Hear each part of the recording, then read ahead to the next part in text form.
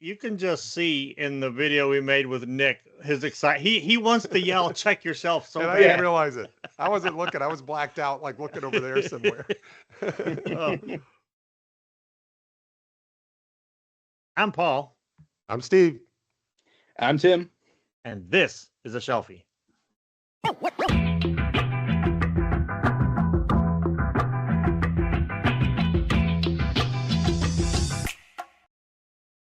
Welcome back to the self-published author, the huge fan of genre fiction, the booktube sensation from Secret Fire Books, and author of recently released, that's a hard word to say, recently released Nesh and the Other Necromancies, available from Jeff Bezos' bookstore. Welcome back, T.H. Brandt, or as some people like to call him, Tim? Tim. There are some that call me Tim. That's right. So today Tim's gonna do us the honors of doing a guest Shelfie for us. So this particular Shelfie is indeed for Sumerian September, the wonderful reading event created by Michael K. Vaughan, where people just read Robert E. Howard stories in September. That's not really any more complicated than that. Robert E. Howard's one of my most favorite writers of all time. Love his stuff to death. And this is a very specific kind of Sumerian September read because I don't think it's one of his best Conan stories, but I do think it had a lot of impact on me. We were just talking about D&D a little while ago, and I actually ran this story as a one-shot campaign a while back, and I mentioned it to Paul and Steve. Everyone died. All the player characters died in this campaign. It's because they weren't Conan. So, yeah, you'd think the barbarian would have survived, but no, he died too. Oh, that's how bad it was. But this is a story that was originally known as the Slithering Shadow in Weird Tales magazine. It has since been reprinted multiple times as Xuthal of Dusk, which was Howard's original title. We open up with Conan having survived this ridiculously disastrous battle. He's at this point in his life, he's a mercenary fighting in this big army. This like renegade prince has turned against his country. Has gone to war with the other rulers, and his army just gets devastated. And so the only survivors of this battle are Conan and I believe she's a slave girl that he saves from the army's camp. And so they're wandering around in the desert. They've just run out of food. They've just run out of water. They're on the verge of dying out in the desert. And it gets really grim right off the bat because early on, Conan is just thinking, you know what? I might as well just take out my knife, stab this poor girl to death to put her out of her misery, and then I'll disembowel myself, and then that's going to be the end of it. And right as he's taking out his knife to do so, he sees this thing glimmering on the horizon. And they move a little bit closer, and they realize it is a giant castle in the middle of the desert.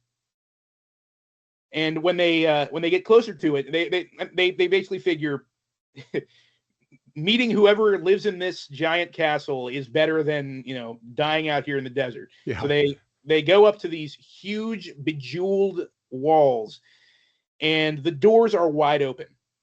Mm-hmm. They walk up to the doors. There's this what they think is a dead body slumped against the side of the wall, and the doors to the courtyard of this castled city are wide open. And so they step through, and immediately after they step through, the dead guy jumps up, runs at Conan, screaming like a madman, and Conan, as per usual, takes out his knife, slits the guy's throat in one quick motion. And they're just like, what the heck was that? We thought that dude was dead. Dang it, dead guy. He wasn't. There's something wrong with that dead guy. Yeah, that's some dead guy. But they go on a little further into the city, and what follows is essentially the closest thing that Howard ever gets to a real Dungeons and Dragons style dungeon crawl, where you have traps and secret passageways. You have these slimy monsters lurking around every corner. They eventually bump into this woman who says she is the priestess of this place that is called Xuthal. That's where I get the title, Xuthal of Dusk. It is this kind of lost civilization where everything has just become very decadent, and it's just kind of the few people that are still alive in this city are essentially these drug addicts that just kind of float around in a daze, barely even alive, which is they find out that's what was the deal with the guy that was propped up against the door. He was under the effects of the Black Lotus, which is this drug that gets brought up oftentimes in the Conan series. If you drink the juice of a Black Lotus flower, you start to see visions, and you hallucinate, and you basically become a zombie for a certain period of time, and it's very addictive. And so that's what this whole city has become addicted to. And it's all part of this cult that this woman, I can't remember her name exactly, but she is the priestess that's facilitating this cult. And they serve as their patron deity something that I can't talk about, otherwise it would be a massive spoiler. But it is one of the coolest things that the coolest bits of like weird cosmic horror that Robert E. Howard ever put into one of his stories. So I don't think the story in itself is one of his better stories, but just the structure of it, the weird, like, winding through these Scooby-Doo-esque hidden passages and whatnot, and eventually getting to this ultimate horror, it really stuck with me. And I think that it had a lot of inspiration for a lot of different fantasy to come, because you can see bits of Xuthal and of the Dusk in a lot of sword and sorcery, in a lot of role-playing games and video games and stuff to this day. It has that kind of structure to it. The version that I read originally is in, like I said, this Del Rey edition, The Coming of Conan the Cimmerian. It's illustrated by Mark Schultz, who in my opinion is one of the best people who ever drew Conan. Oh my God, he is a master, dude. It's amazing. It just has these excellent line work illustrations. So there's Conan and the slave girl catching a tiny glimpse of this monstrous horror that they don't fully see until the end of the story. Ooh. Yeah. It's amazing. Where's the other? I know no relation, by the way. Yeah, exactly. There's the cult priestess. And there's a little scandalousness going on. She beats the slave girl with a whip, which was even spicier than it is nowadays. Back in the 30s. Behave. Yeah. Is it erotica or smut? I don't know which. Yeah, I know, right? You're sluts. And there's Conan getting ready to fight something. Yeah, just this is actually one of the few stories about Conan where he almost dies. There's stories where he gets into scraps and he comes out, he's got some cuts on him, he's really not the worse for wear. In this story, he almost bites it. Yeah. And there's a scene where he has to essentially be brought back from the brink of death by like this fountain in the center of the center of this giant city. So it's a very unusual Robert E. Howard story. Like I said, probably not one of his better ones, but the way it's structured and the just the concepts that he uses are a little more on the unique side, as opposed to more of his other straight up sword and sorcery Conan adventures. Wow. So on a scale of 4 and 3 and 2 and 1, how would you rate it? For me personally, it's a 4. Like I said, I don't think a lot of people will be like, "Oh, this is one of the better stories," but I just love it so much. Nice. And it's super short. It's like 40 pages. You can blast through it in one sitting. I've never read that story, set it down. I always pick it up, read the whole way to the end, and it's so satisfying. They don't always have to be like masterworks for us to love them. Right. Yeah. There's just certain elements that resonate with us really hard, and that's why we like them. That might be a good entry point for me for Conan, because I loved everything you just said. It's just, and it reminds me of some Solomon Kane, right? How he kind of walks through and has to save somebody. There's a lot of elements in that story that are actually very similar to a Solomon Kane story called The Moon of Skulls. There's where you have Solomon Kane going through this kind of ancient city. That's really the only story of his I can think of that has like a very like kind of like a mirror, alternative kind of. I don't know.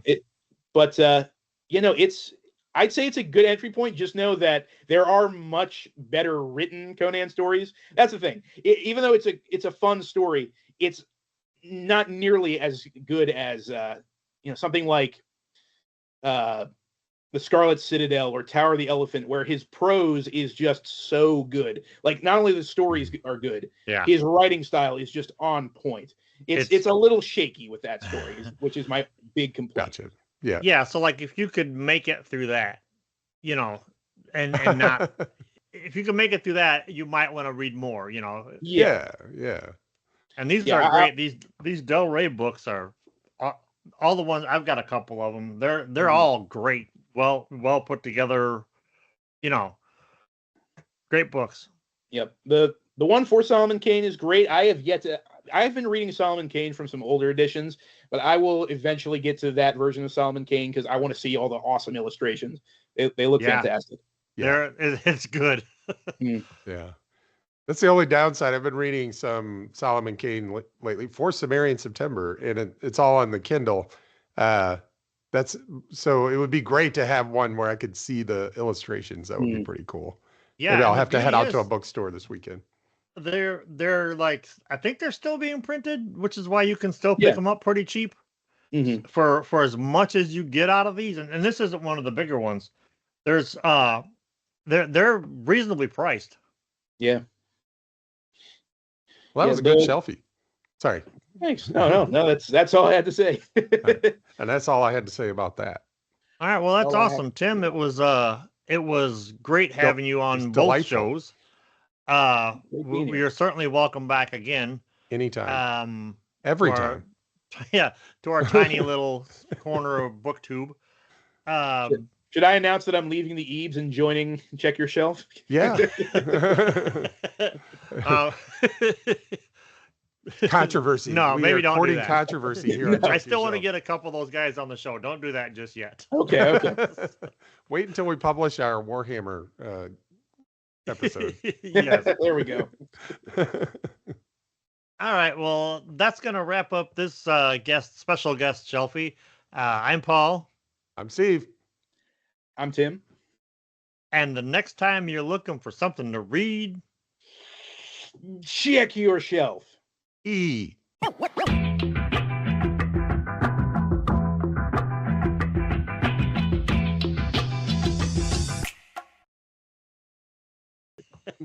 right. I forgot the E. No, he loves putting the E on. So it's just putting the E on sounds like a euphemism for something. I'm not sure what. Man, he was really putting the E on. Vitamin E on the skin. Did you see? Were you at that party the other night? Did you see Steve? Yeah, he really put the E on. Well, at least he didn't take E at the party. Oh. He took Black Lotus. Black Lotus. There we go.